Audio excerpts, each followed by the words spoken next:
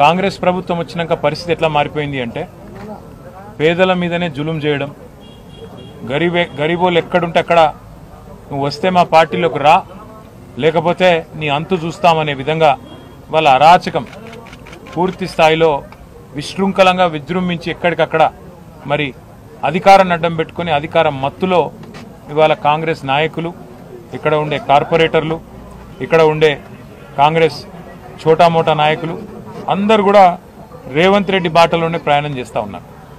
ఇవాళ హైడ్రా అనే ఒక దందా మోపు చేసినారు హైదరాబాద్లో. ఏంది హైడ్రా? హైడ్రా అంటే రేవంత్ రెడ్డి రెడ్డికుంటలో ఇల్లు కట్టుకుంటే కూలగొట్టది. రేవంత్ రెడ్డి అన్న తిరుపతి రెడ్డి ఎఫ్టీఎల్లో ఇల్లు కడితే కూలగొట్టది. రేవంత్ రెడ్డి గారి మనుషులు, ఆయన పార్టీలో ఉండే ఎమ్మెల్యేలు, మంత్రులు, వాళ్ళ ఇండ్లు బఫర్ జోన్లో ఉన్నా, ఎఫ్టీఎల్లో ఉన్నా, చెరువు మధ్యలో కట్టినా హైడ్రాక్ గనలబడది.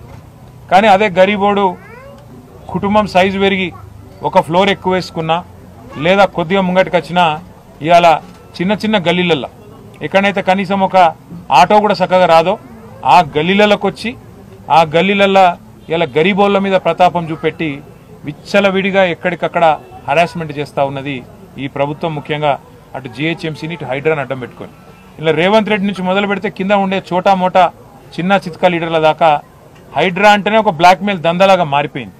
అట్లా ఈరోజు ఇక్కడ సర్దార్ మృతికి కూడా కారణం కేవలం కాంగ్రెస్ ప్రభుత్వం యొక్క హరాస్మెంటు, వీళ్ళ యొక్క దుర్మార్గ విధానాలు తప్ప ఇంకోటి కానే కాదు.